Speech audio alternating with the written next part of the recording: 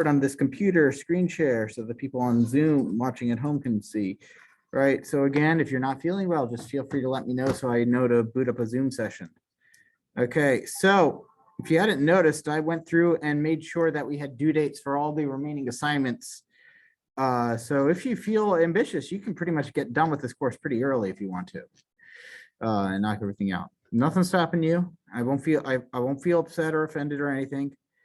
So it's a compliment.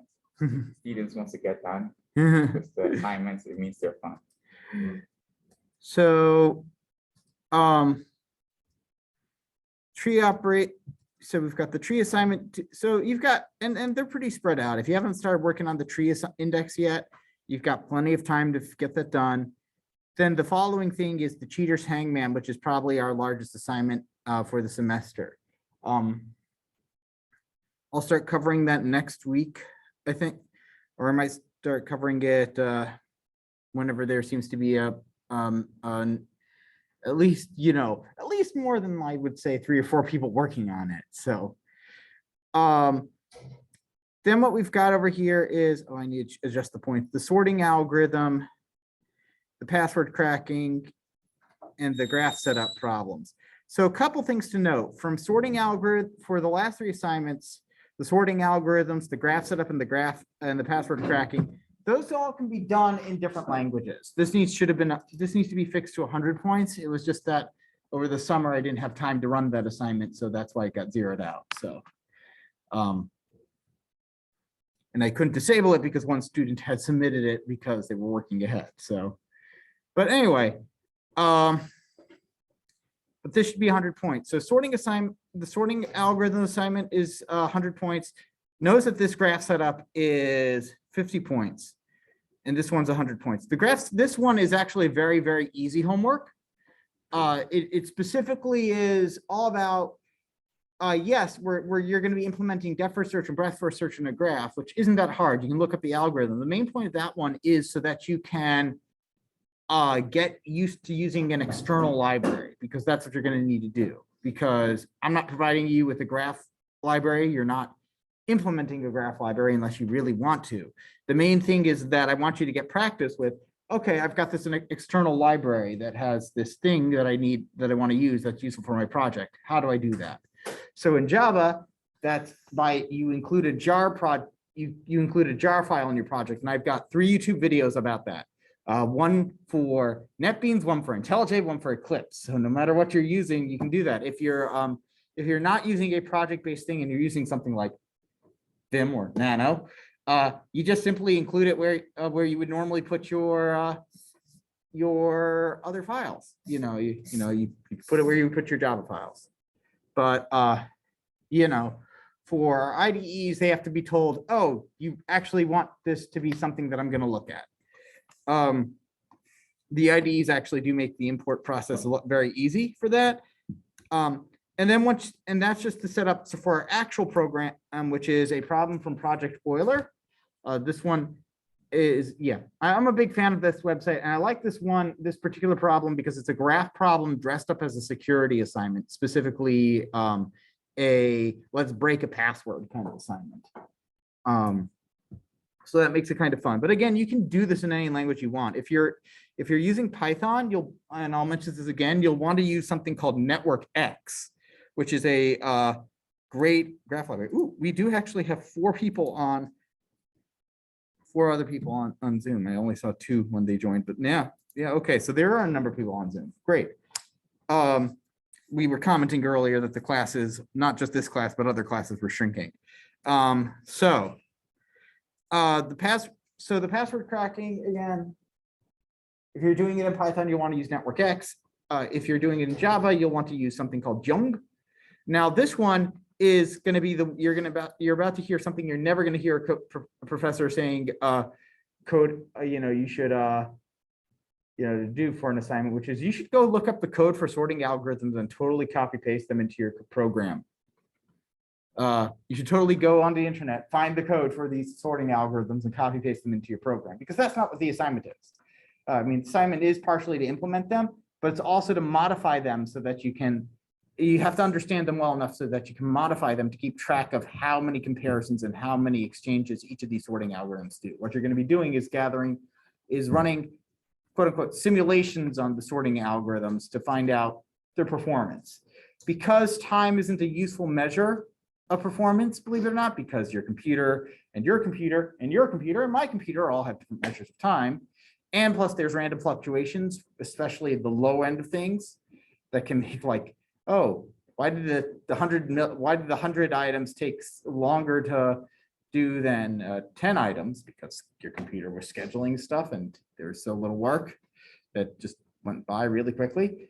That doesn't really graph things well. But if you keep track of the number of exchanges and the number of comparisons, which is what you're going to do, you can do this. But remember, whatever you do grab, you do need to cite it. Even though I told you to totally do it, you do need to cite it, right? And how do you cite things? Just grab the URL, put it in comments. There really isn't an MLA or Chicago style format for citing code in programming languages. So just, throwing in a comment lets me know, hey, this is what it is, and this is where I got it. For that assignment, and yes, I'm going from the back forward. That assignment, you will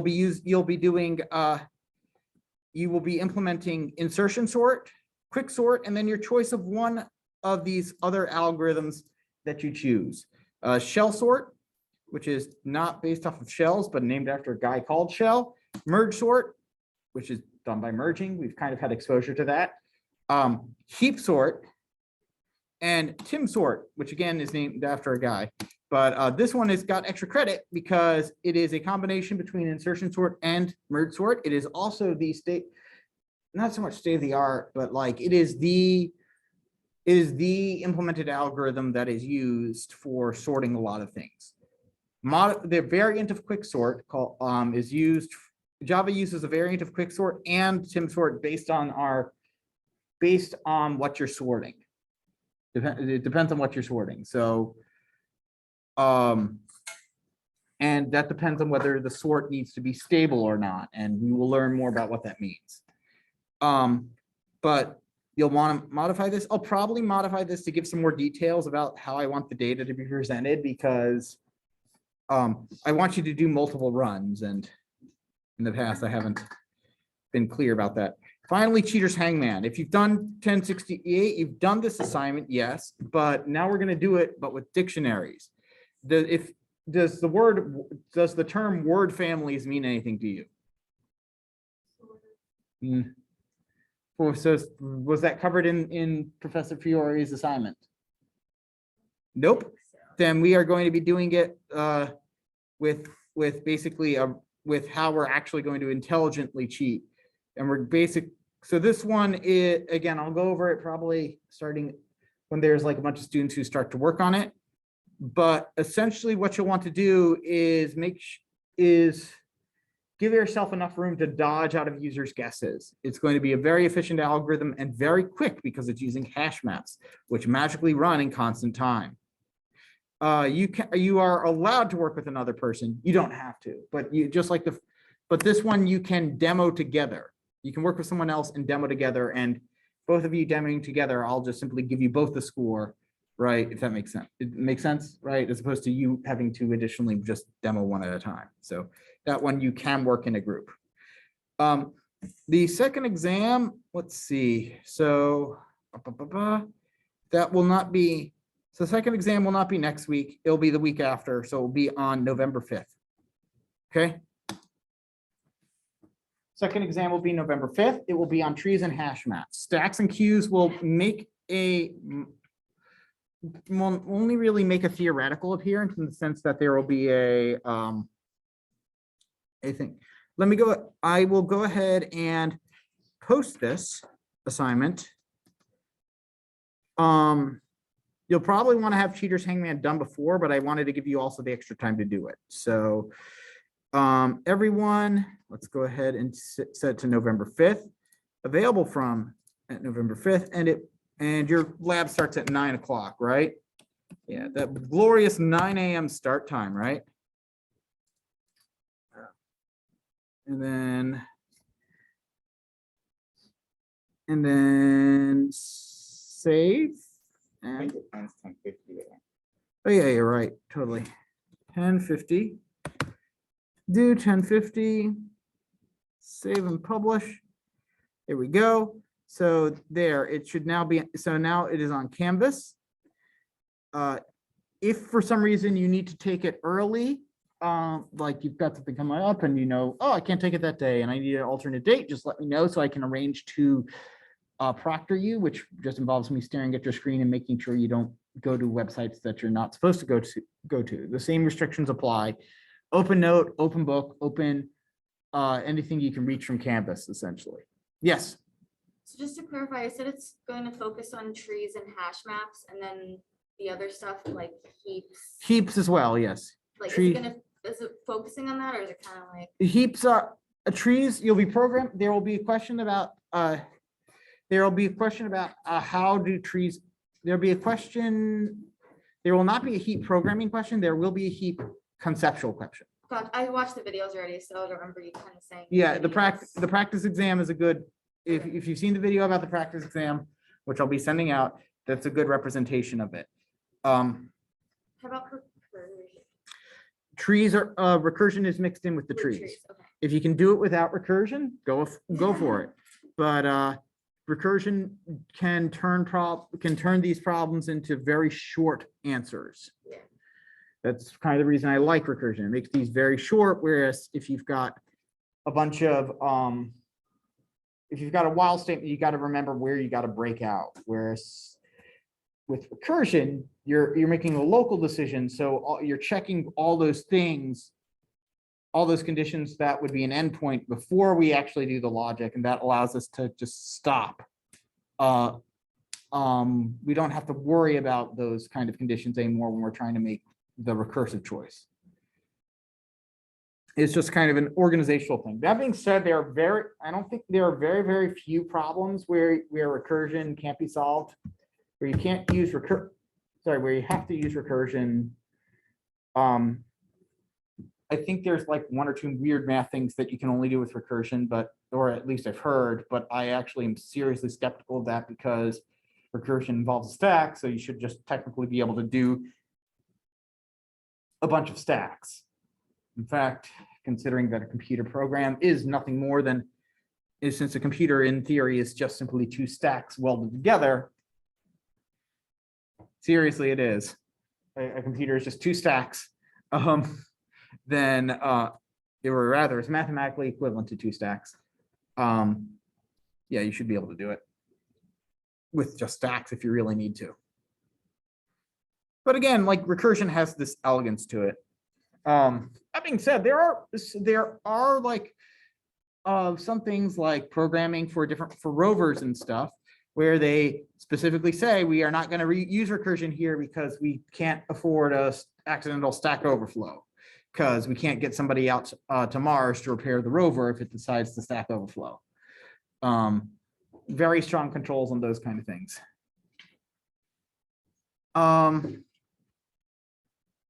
Questions overall.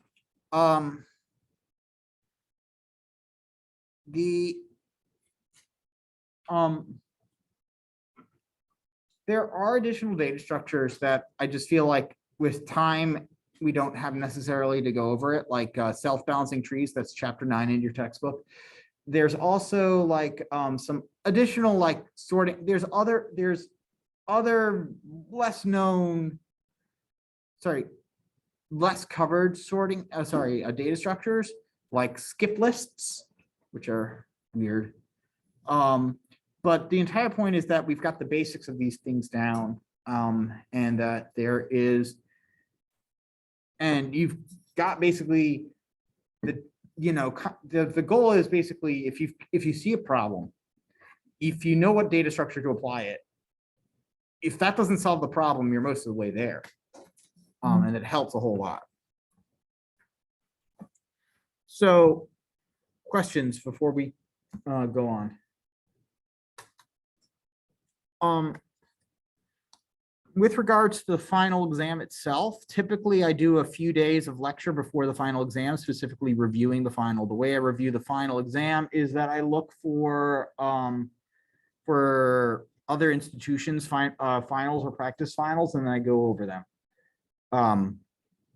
I also go over a number of the, also go over some of the problems from the entrance exams to Tokyo University because for their computer science graduate program, because that style of university requires a written examination to get in. And one of the questions, they typically do 4 questions, one of which is a data structures question. The other 3 are much more heavily mathematics oriented because that is their preference. But it also lets you know, oh, these are actually not too bad. You know, I learned, or at least the data structures one, I learned this in the data structures course. Also, I should be because once you get through 2168, get through this course, like it's the most awful thing in the world. Once you're a whole bunch of things open up, including independent research, which you can go and seek out a professor to do research for them for credit. There's also, like, a lot more opportunities open up.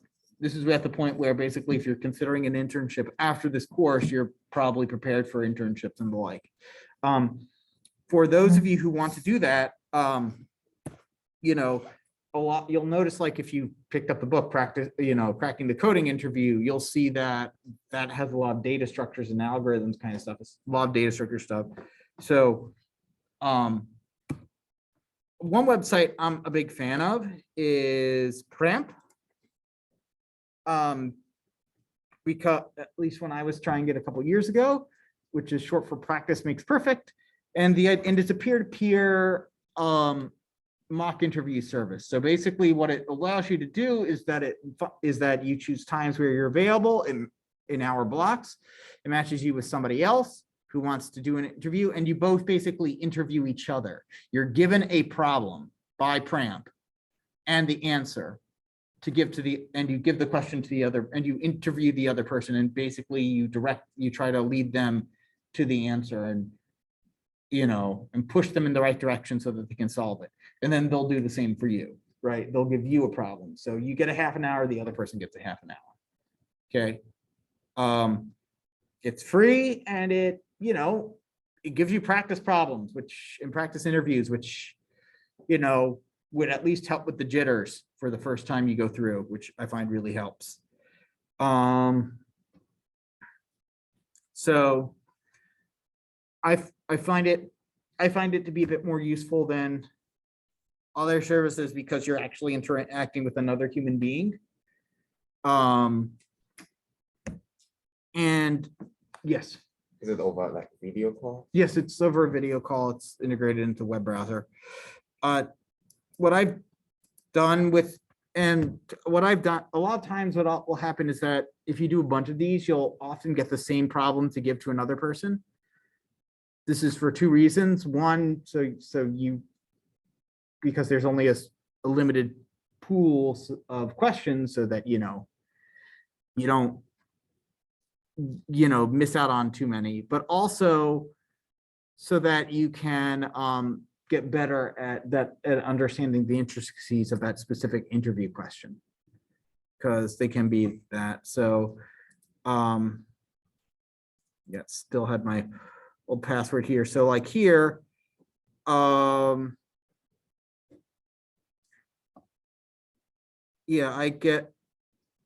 lot of times my question was actually, the question I would give was a question for a binary search tree, getting the in-order successor of a specific node, which is basically finding the biggest thing that was smaller than a item in the tree. If that sounds familiar, because you've been doing the readings, that's because that's the step you have to do to find the thing if you're deleting something with 2 children. So the way you do that is you go 1 step to the left and you go all the way to the right. So and when I explain it like that, it makes it much, except, wait, no. So next in order, that's the in-order processor. This is the successor, which we go 1 step to the right and go all the way to the left. So either way, so long as you're consistent, it works for deletion.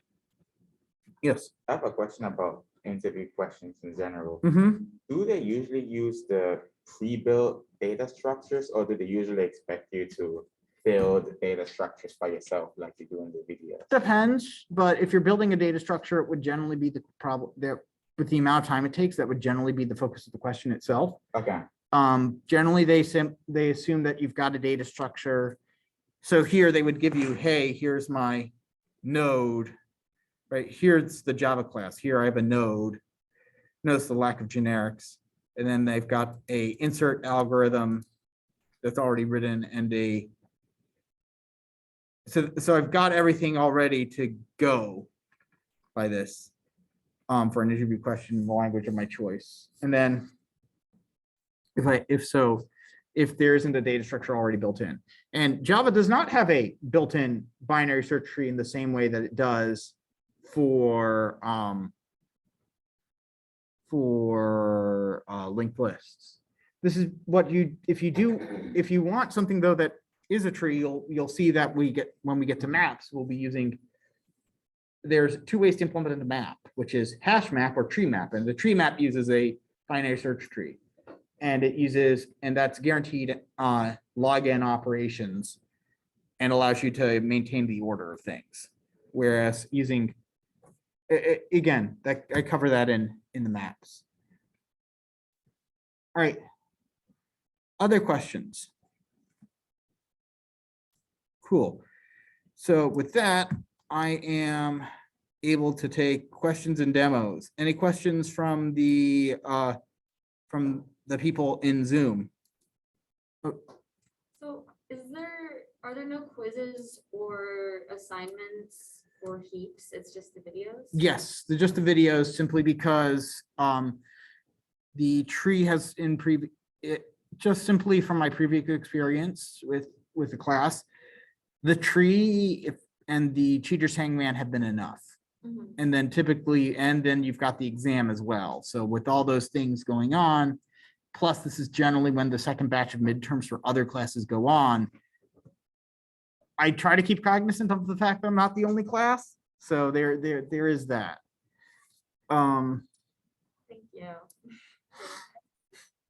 But yeah, for heaps, we just simply have the videos because they are on the exam and the final exam. So just be aware of that.